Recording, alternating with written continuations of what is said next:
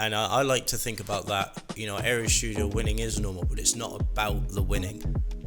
It's about the level of excellence needed to win. There's the typical kind of saying that, like, if you're in a room and you see yourself as the best at everything in that room, you're in the wrong room. Sometimes you don't know what you don't know, and some people don't know what they need to know. Doing other things, I'm constantly trying to challenge myself and bring myself back down to that learning level and apprentice type of mindset, because I know that I never want to really make it. It's like the word talent, like, it's not big-headed, and it's not a look at me thing. It's you honouring and respecting what you bring to the table, and that's the best place you can possibly be.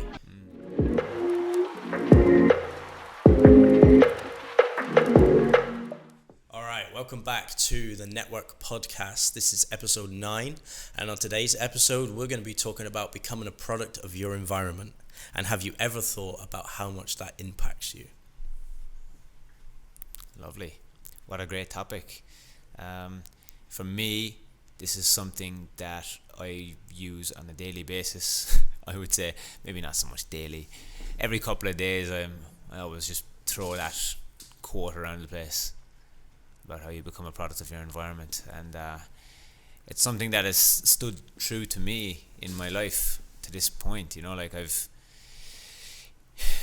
coming from my background, I speak about it in almost every podcast, but coming from my background, it really has an impactful effect on your life and how you view your situation, depending on the environment that you're in, and if the people around you are either bringing you up or alternatively bringing you down. So how important do you think it is, Lee, in our environment, like in terms of, let's talk about our own experiences first, in terms of where we're at now, in terms of Area Studio. Yeah. Think about when you joined Area Studio and how that had an impact on the person that you've become today. Massive.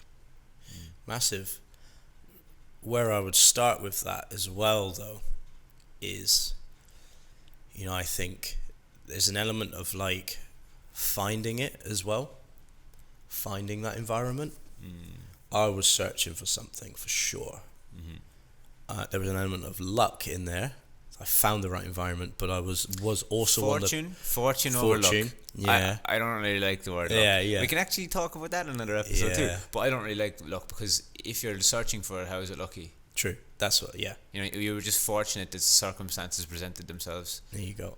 And was it coincidence that we were on the same table that day, like cutting? Act upon them. You have to act upon them. Yeah. So there's no real luck in it. So the fortune of those circumstances coming my way, but also having my own kind of drive to search for something. But look, joining Area Studio when I joined was amazing. Like, I don't know if I'd be cutting hair the level I am right now if I didn't join at that time. Yeah. Because I was searching for something, and there were certain just tweaks that I needed, to add to my repertoire. And we've spoken about it in previous podcasts, but there was humility there. Yeah. If you looked at me in my environment at that time, I was great. In my environment, I was the best. I was working in the salon. I was the busiest guy in the shop. I was doing amazing haircuts. I was charging more than everybody. In my little circle, I was the best. But I have the humility to look outside my circle and go, I'm not the best. And that continued the search for me. And the moment, I think we talk about like the quitting mentality as well, the quitting is for winners kind of thing. The moment for me when I realized that I've got to change something is when I have that realization. I'm like, right, I'm doing really well here, but am I the best? No. Okay, I've got to change something and look for something else. That takes humility. It takes a lot of humility to do that. And that's what I was searching for when I came to Area Studio. I think, what has it been now? 4 or 5 years or something? Been there? 4.5 maybe? And yeah, changed my career for good. And we always speak about it, like, I bring this up regularly as well, and our mentality towards our environment at the moment is, I always describe Area Studio as like playing for Manchester United, if you're to contextualize it with something that's, understandable for everyone. I say that to the young guys who join our team. It's like, all right, you're playing for Man United now. There's a certain level of quality that's expected. That's not even quality, but like a level of excellence. A level of excellence in everything that you do, not just on occasion you might do a good trim and then you slack off and you start acting in a bad way or whatever. But there's just a certain level that we have a reputation for, I guess, and that we uphold within ourselves, and that's how we got that reputation. And I think we were very fortunate as well that the circumstances have presented themselves in such a way in Australia to bring us to that point, because I think, individually we could each find other environments which we would arguably be successful in as well because of who we are. But I guess becoming a product of your environment is kind of a cultural thing, like you condition a culture, you build a culture around something where winning is normal or doing a fire haircut is normal. We don't go around patting each other on the back. No. But that's what I was going to elaborate on what you said. I think it's like what we've heard in a podcast lately. Alex Ferguson, for when he was coaching Man United, he would say to the players, winning is normal around here. And I like to think about that. Area Studio, winning is normal, but it's not about the winning. It's about the level of excellence needed to win. And that's what I think, by normalizing the winning keeps a level of excellence that we all uphold our own level of excellence. And that's a really good little spin to put on your mindset. And we don't speak about it on a daily basis or anything like that, but we understand that, like, that's what it is. Yeah, we don't get in the shop, every day and go, oh yeah, look at all the trophies we won. We're the best, aren't we? It's like, we don't do that. They're there as a reminder of the level of excellence that's needed to win. And we've gone through that experience. But, look, I mean, you and I, we can relate that back to sport and different things like that we've done. There's a level of, if you want to do anything good in life, there's a level of excellence that you need to have, whether you're aware of it or not. Some people are just naturally gifted at some things, but even then, are they? Is there a subconscious thing pushing them in the right direction? Again, it's how does the brain reward you? Do you naturally gravitate towards things that you're better at, or you just don't even know you're doing it? I've often thought this about myself. Why do I choose the things that I get good at? Is it because my brain is just rewarding itself on those things? It's wild. But I think normalizing all that stuff keeps that idea of that there's a level of excellence needed to do anything to a high level. Yeah, of course. How you do one thing is how you do everything, and that comes back to that. And there's the typical kind of saying that, like, if you're in a room and you see yourself as the best at everything in that room, you're in the wrong room. Now, there's nothing wrong with having a level of confidence to say, like, that's coming back to our last podcast about having your glass half full mindset. Is that, like, you believe that you can be the best in that room, but you might not be right now. No. And that was like me in the salon situation. Okay, I'm the best in the room. Time to find a new room. Yeah. Same with, I guess, like what we're doing now. We're coming to a high level of what we do in the salon. Yeah. That's why the academy is so great. New room, new challenge. Yeah, well, if you're around 5 people who are doing amazing things, and say if you're around 5 people in our team who are doing what we're doing, you're going to become the 6th person doing that stuff if you put the appropriate work in. Just being there is not enough. No. And so that's where, like, the cultural stuff gets a bit tough, because building a culture is hard. Yeah. And it's hard to maintain, and it takes effort and consistent effort to maintain a good level and a good culture. And I think, that's where we're at right now, and it's like, should we really even be hiring anyone else or trying to bring people into the team unless they're a perfect fit for the team? I don't think so. Not just for a money and numbers thing. And when we say perfect fit, we're not talking about skill. No. We're talking about their ability to develop. Their human skills as well. Professionally, all that kind of stuff. That's what makes a perfect fit for us. And how it's not about the skill, because we can teach you any skill. Skill's a learnable thing. But passion and ability to develop and learn, That's a little more tricky to teach because sometimes it's developmental. It's what you've learned. But that comes back to being a product of their environment. Exactly. Maybe in their upbringing, where they were maybe around things that weren't encouraging, listening to people's opinions too much about certain situations. And, that's what I think we wanted to talk about.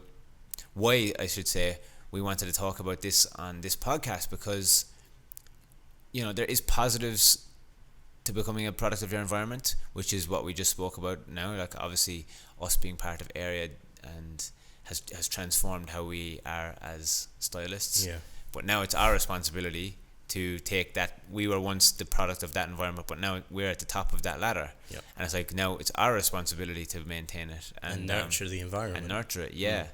But it can also have a negative impact too. And if you look at it, take it out of the hair context, if your 5 best mates just snort cocaine every weekend and party all weekend, you're going to become the 6th as well if you're not consciously aware of it. Otherwise, you're in the wrong environment. Get out of that room. And that's so true, isn't it? I think it's been scientifically proven you are the sum of the 5 people you hang around.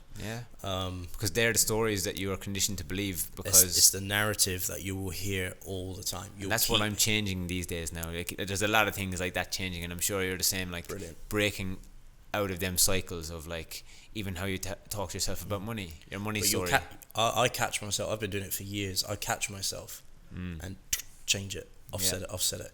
And I think, like in psychology, I've tried to look at, and especially with my own personality traits, I'm quite honest about my flaws, but there are just some things I don't know if you can change. The trick is it needs to become a conscious effort. And for me, that's how I keep tabs. It can be exhausting sometimes, and it can be annoying for people, and it's painful for people. But I don't care. I'm a bit of a perfectionist, and I want to really try and do those things. So I'm conscious of those things. I get back to what you were saying, changing your ideas around money or this or that. You'll catch yourself. And that's having that awareness. You'll be like saying something, oh, no, deflect it off. And it's the narrative you tell yourself. Look, I guess my life is going to be the test now. Hopefully I live a long time and I can look back and go, I did manage to change it, but it was a slow process. Or maybe not. Maybe I'm just going to have to consciously think about these things forever. But yeah, having that narrative around you and being conscious of that is part of the whole story. It's part of the whole thing. Absolutely. And I think, if you think about how your environment can affect performance levels, in terms of hair first, and then I'll talk about it in terms of sport. So in terms of hair, for me, like you said about your salon situation, I left my hometown thinking that I was great at cutting hair. And then I came to Area and I continued for the first couple of days, like the way I used to cut hair back at home. And then you start noticing in your environment that people are doing things in a different way. And you're like, okay, well, I can't go from just doing what I was doing anymore. Now I have a new level to uphold. And like, you look at the way the people around you are doing it, and they're teaching you things, and then you learn them things, and they might not even be directly teaching you, but you can see it with your own 2 eyes. And it's like if you were working in a 20-minute haircut barbershop, and then you go into working somewhere where they take an hour, the likelihood of you still doing haircuts in 20 minutes is very low. Like, you're not going to do that. And it's like, you kind of rise to the level to a degree. You just have to. You've given no choice. And same thing for sport. Like, it was so weird, right? But like, I would do professional bike races with some of the best cyclists in the world, and I would do reasonably okay. Like, look, I never won any of them races, but I would do reasonably okay and get a decent result. And like, we're talking like 180, 190 kilometer races at an average speed of 45 kilometers per hour.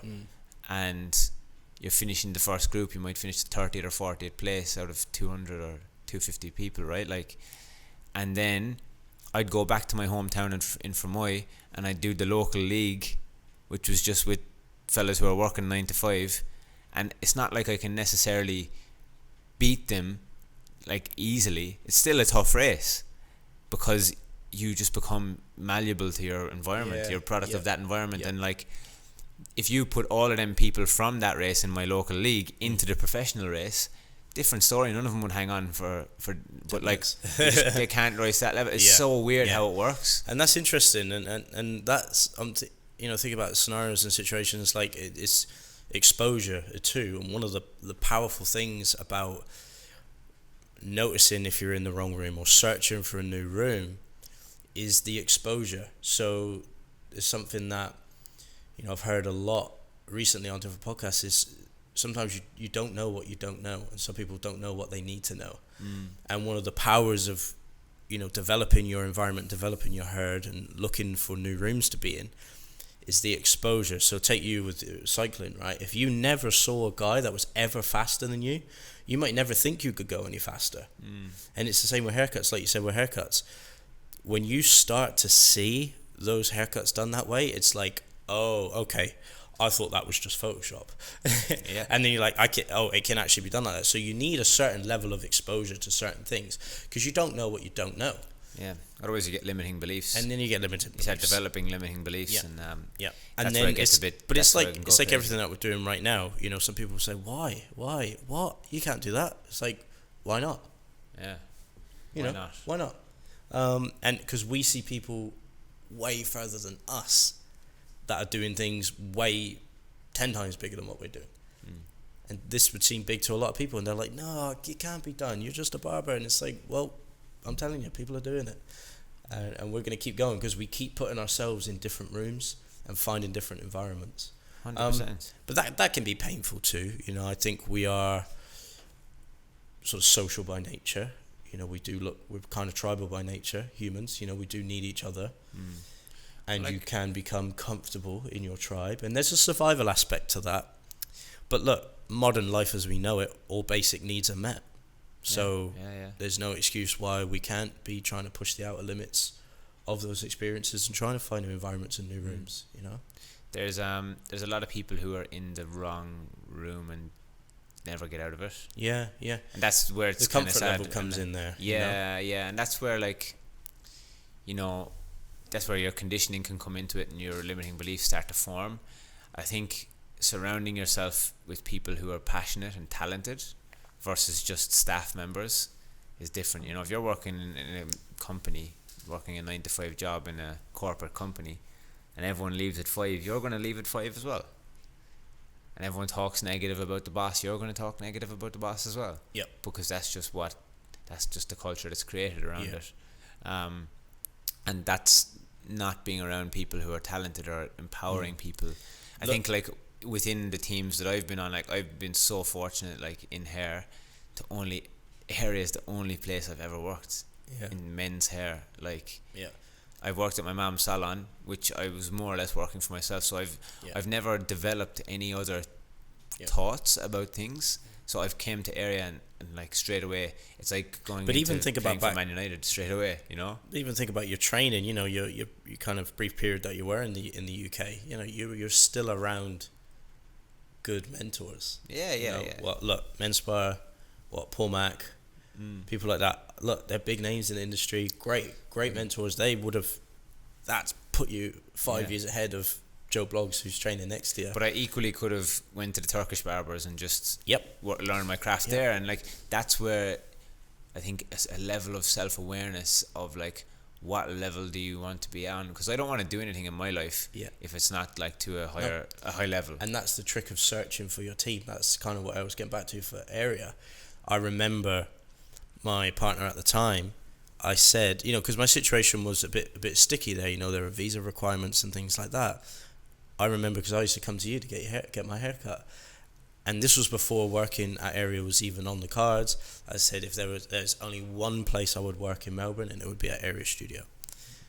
And look, maybe there's a bit of woo-woo in that. I put it out to the universe, it ended up happening, but that was because I had the eye for looking for those certain levels of excellence that I uphold for myself, and I found it, and it ended up happening. Yeah, absolutely.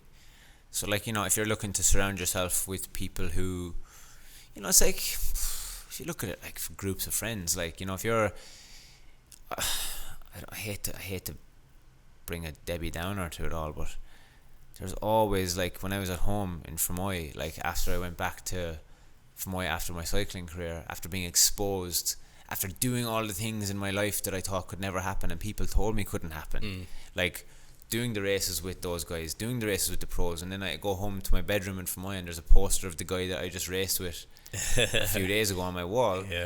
It's very hard to go back then into a situation where people are talking about just the only thing they talk about is the Premier League, or like, you know, like it's fixed just mindset talking. Yeah, it's just like I'm not really part of that tribe anymore, or that herd anymore. You know, like it's like that's painful for a lot of people though. Exactly. That's a painful realization. It is, because in that situation there, right, like this is the reality of the situation, and this is not me talking from like a big-headed standpoint or anything like that, because I do have the humility, and I still understand that I can learn things from those people, and like I enjoy being around them for certain reasons, but they're not going to facilitate to my growth as a human. No. They're going to actually take away from it, if anything, because a great analogy to look at is something that we heard recently on a course that we did, and it's like, if you were in a herd of horses and all of a sudden you stood up and said, I am now a unicorn, you know, all of the rest of the horses are going to look at you and say, no, you're not, you're a horse, sit back down and join the rest of us. And that's what they want to do to you if you're around that environment. If you're in a $20 barbershop and they're telling you to blast out haircuts every 10 minutes and you're not enjoying it, they will condition you to believe that that's how the industry is, and that's what you have to do to make money. And it's so wrong. It's so wrong. That's literally how most of life works. And that's how most things in life, most people are conditioned that way. It's so wrong. It's like, it's so wrong. But there is a process to getting out of that. And it's, like you said at the start, you have to actively find it, you have to search for it, you have to look around for it and see, okay, what suits me, what doesn't suit me. It's like the same thing as being with a partner, like a life partner. Like you become a product of your environment. If you're with them too, they're going to be ultimately the biggest effect on your life, because you spend probably most time with them and you connect deepest with them. So like if they're not on that same page with you, then it's a fucking car crash just waiting to happen, realistically. I think about my own experiences as well. Like, you know, there's the external and internal environment. I'm really thinking about me now in the last sort of 6 months. You know, this environment's so important too. The environment that you keep in your head as well. Because look, I've probably, you know, again, I'm not ashamed to admit my flaws, but I've always been a bit of a lone wolf when it comes to just groups and things like that, and even in relationships, but that's because I try and nurture the environment in my head as well, and that's a practice. So it's not all external, but the external definitely affects the internal. Where that comes from is probably nurtured from when you're a child. But yeah, I mean, it's so important to really keep the external and internal going strong. 100%. And I think they become a reflection of each other. They like mirror each other to a degree. Because what you see on the outside, you know, and like how you visualize your life to be, like your mind can't really tell the difference between whether or not that's true. It's just the story that we tell ourselves. And I think being around the right people who are encouraging to you and like pushing you in the right direction is the way to go. But even when you don't get that and your expectation isn't met, still being strong enough internally to push through it anyway. How many times was I told, nah, education, you know, you can be good at cutting hair, but doesn't mean you're a good educator. You know, that's coming from someone in our environment. Look at us now, you know. Well, I was there when when those conversations were being had, and I fully encourage you to do it, because it's something that I envisioned. You know, I thought, well, that would be an amazing opportunity to get to that point. You know, I'd felt the stagnation in my career, and I'm like, that would be an amazing opportunity to get to that point. Do it, go for it. Don't listen to anybody around you. Go and do it, because you're in the wrong, like, without really knowing it, you're in the wrong room right there. And in saying that, I was at that moment, I was already in a global educator for Andis at that moment when that was being said. And I was thinking about this just the other day, and I was driving home and I was thinking, we are finalists for Education Business of the Year in multiple competitions, not just one one-off thing, in multiple competitions, and the likelihood of us winning, I would say, is high. We have a high probability of actually doing it. We might not, just for certain other reasons, and that's fine. I don't care about it. It's just funny to look back on it now. And yes, I was probably in the wrong room at that particular time, in them particular circumstances. For but that there conversation. But there was other things that I was still learning from, and I still knew I was in the best room. Because I was still in a growth mindset. And where I'm at now, and like I'm really lucky to have you with me on this journey, because if I didn't, I would 100% be in the wrong room. And that's nothing against anybody that is in our room, but I would just be in the wrong room and that's why I'm actually seeking out other help, looking for this business coaching, 100%. Going into digital media, doing other things. I'm constantly trying to challenge myself and bring myself back down to that learning level and apprentice type of mindset, because I know that I never want to really make it. It's like Gary Vee's thing about like buying the jets. Like, he never really wants to buy the jet. He knows that the journey of him aspiring to do that is going to keep him working hard and keep him happy and keep him working towards something meaningful. And like, that's how I kind of am as well. Like, it's like, and that's crazy. Like, if you think about like all of life, you know, me growing up, it was about, you know, you gotta win, you gotta be the best, you gotta be number one. You know, well, if you're always thinking about that, and that's all that life is about, you'll get to be the best and you'll get to be number one, and that's it. You'll just be number one in that room, and the growth stops there.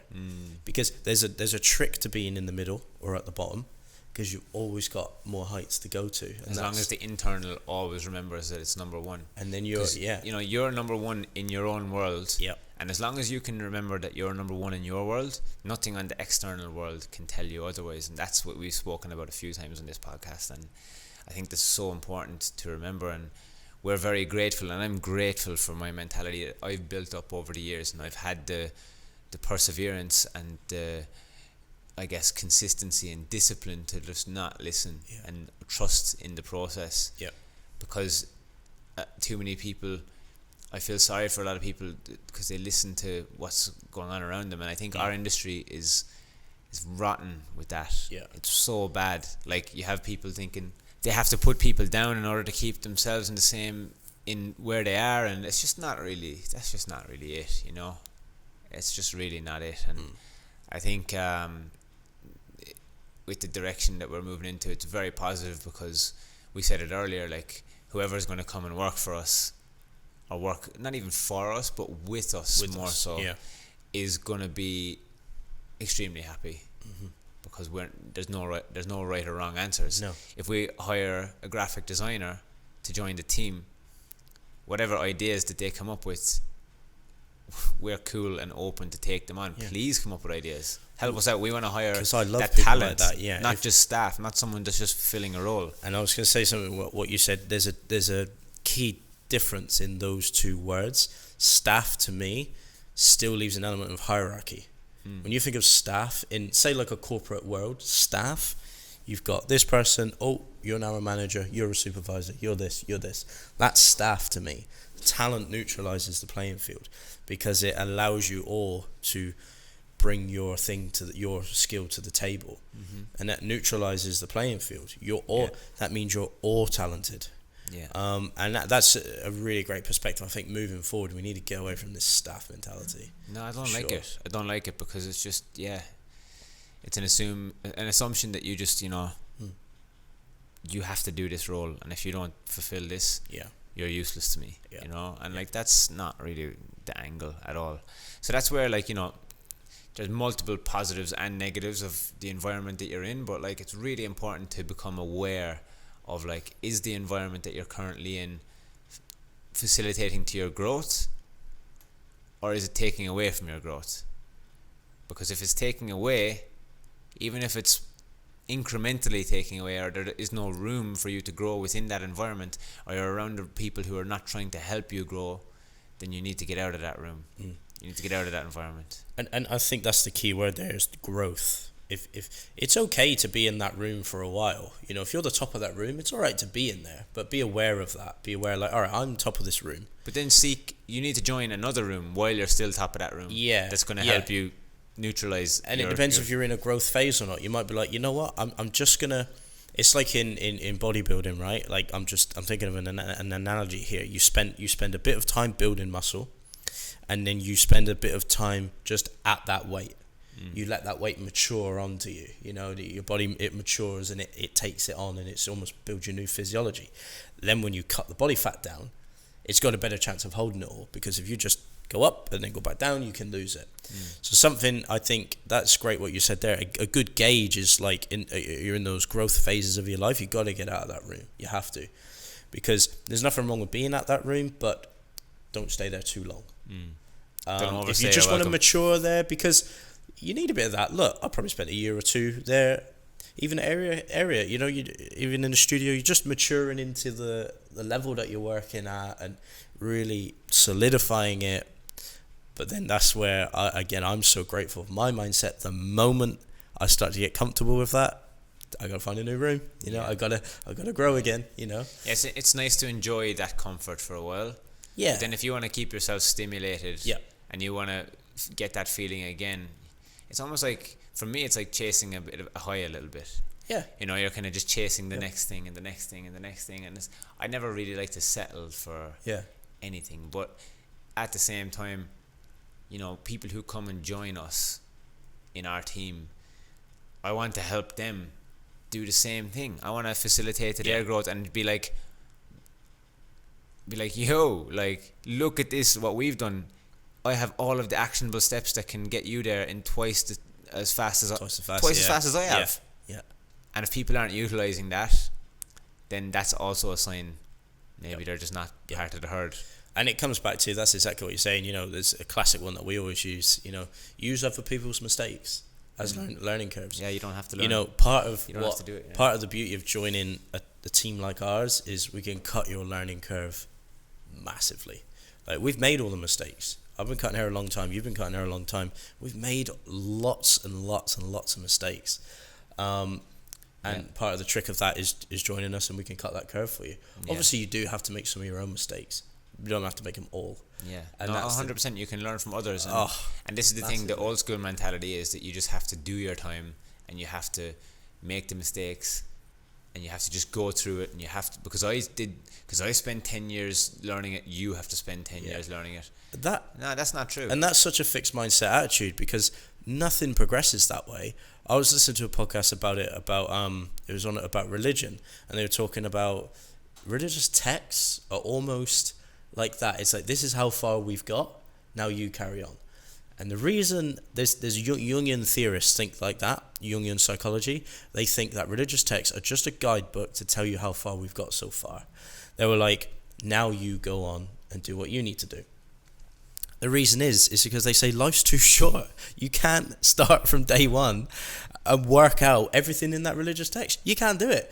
You don't live long enough, and nothing goes anywhere. If you get 1 million people, right? How many people's in Australia? I don't know, 20-something million? You get everybody in Australia, and you say, right, the day you're born is just day one. I'm not going to tell you anything. Where do you think we'll get? Nowhere. Because everybody will... Well, you got to learn to walk, you got to learn to survive, you got to work out where the water is, where's the food, how much time do I spend in the sunlight, when do I sleep, blah, blah, blah. You spend most of your life trying to work all that shit out. And this is where it comes back to, you know, some people have a problem with growth and our level of, I guess, productivity and drive is seen it as toxic. What else are we going to do? Basic needs are met in this world. If you take that away from us, what am I going to do? Just sit around and just wallow in life? Like, that's fine, but to me, I just don't see... I'm not bringing value to anybody or anything. Well, that's what I've loved about this podcast, is that we've had an open opportunity to speak about things that I know a lot of people are thinking, because we get the responses from people. Everyone's thinking this stuff, but nobody's really heard it maybe play out. Like the way we hear Mo Gaudat speak about happiness.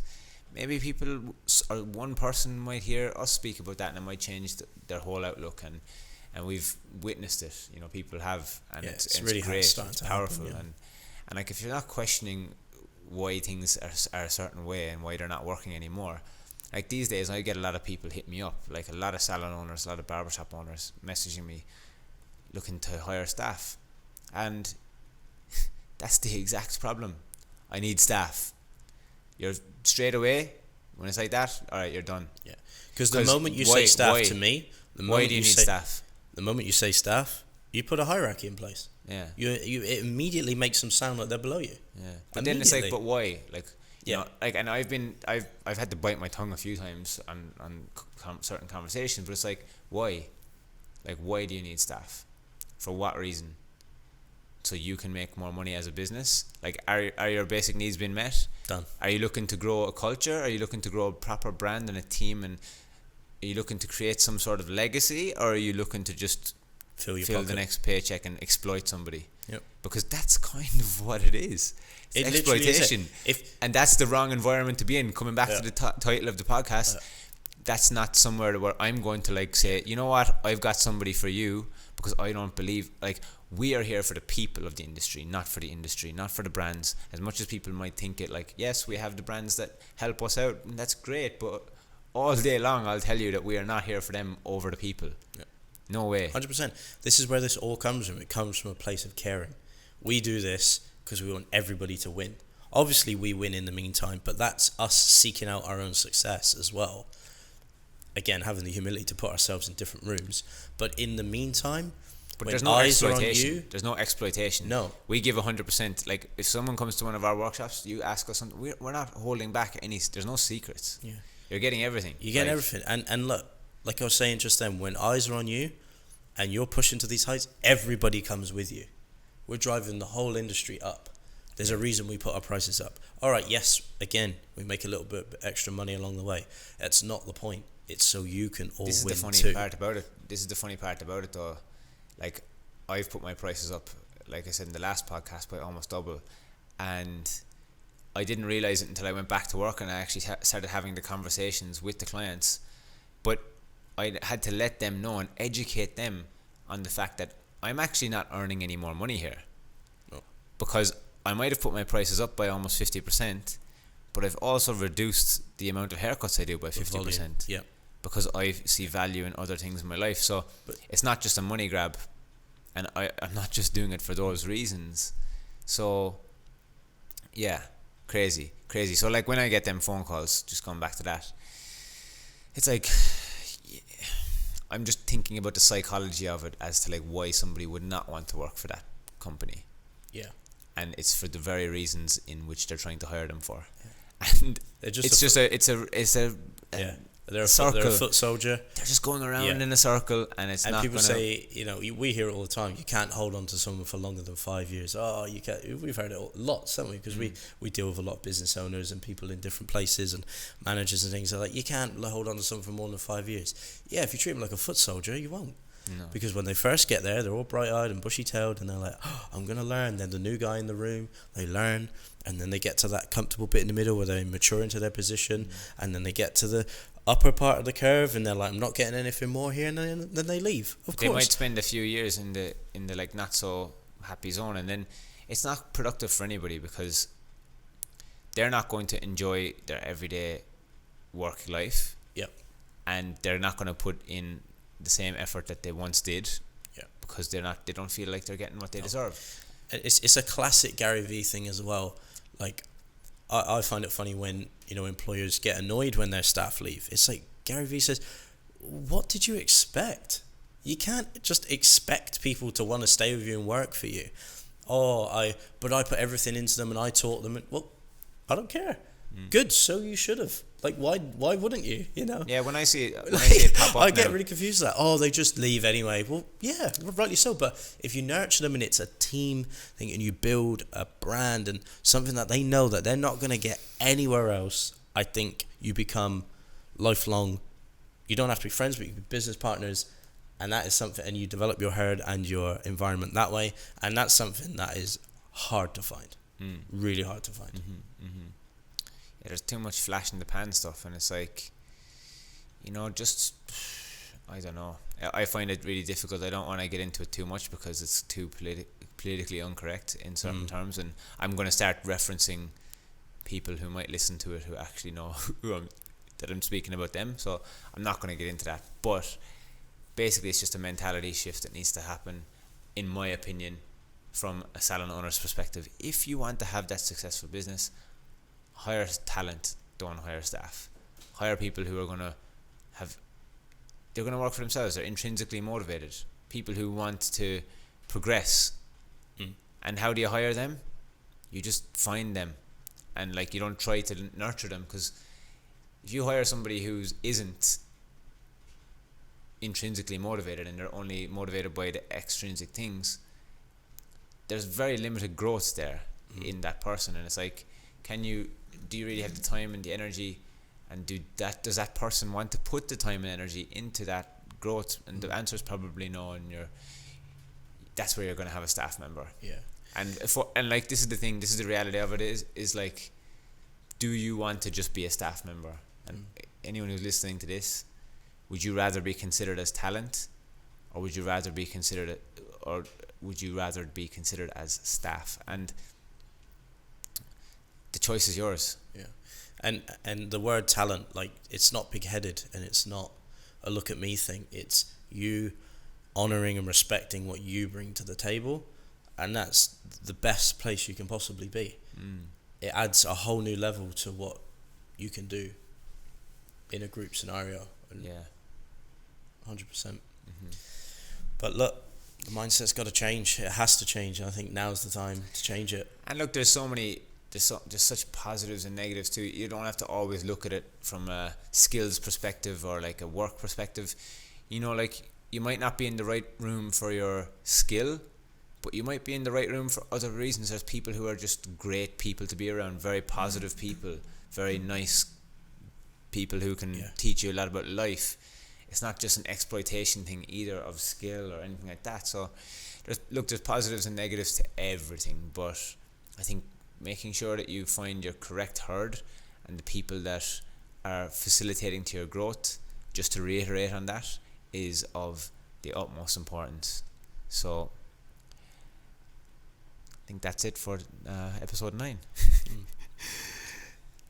That's our thoughts on becoming a product of your environment, and it's something, again, I use on a daily basis almost, and it's so true. So test yourself, think about it. Could you be growing more if it wasn't for being in a certain room? Don't be afraid as well to reach out for the opportunities. We said this in the last podcast. Don't be afraid to reach out and try to join a new environment. If it's for the correct reasons, you got to do things for yourself. And I think it's getting over the fear of worrying about what other people are going to think about you as well. Nobody can ever assume your intent. I've said that in many podcasts now. As long as your mission and your values are true and they're life affirming, they're positive to the planet and the world and everybody around you, nobody can be anything but happy for you and encourage you. And I think that takes all the worry out of it. I think something that keeps a lot of people back in the wrong room is they're worried about what that person's going to say. But if they're not supportive of you trying to grow and follow your dreams, that's on them. That's their problem. There's no better way of reaffirming it than if you decide to change your situation and the person in that situation reacts negatively, then you actually have the positive outcome there because you've moved on. If they're triggered by that, you're out of there. You got to get out of there, because that's all. Then you've made the right decision. That's all the confirmation you need. So that's it for today. Ask yourself that question. It's a deep one, It's a deep one. But it's worth it, and it will change your life for the better. And in saying all of this, there's no offense to anybody. If that room is for you, then that room is for you. If you don't have the same growth mindset, that's absolutely fine. That's just the way life is. And again, if you're happy and everything's going the way you want it, great. You've already won. Mm-hmm. You've already won. Absolutely. But if you're not happy, and a lot of people we come into contact with aren't, and that's why we do these things, because we care and we want to give you our experiences to push you in a new direction. Then you need to start asking yourself some questions. And look, it is going to be painful. Like, there's a term we use, the growing pains. There's going to be growing pains through it. But if you can push through it, it's like sport or anything that you're doing, you'll look back and go, wow, yep, the pressure made me tougher there. And anybody who is in, and this will lead us really nicely into episode 10 now. This will lead us really nicely into episode 10, and something that I'll leave you with. If you are somebody who is in a leadership position in a team, be very careful about how you construct your environment and who you bring into your team and who you bring into your herd. Forget about the money and numbers, they will come. There's some very, very simple formulas in how to be fully booked, which we will get into on the network. But hire talent. Don't just look for staff.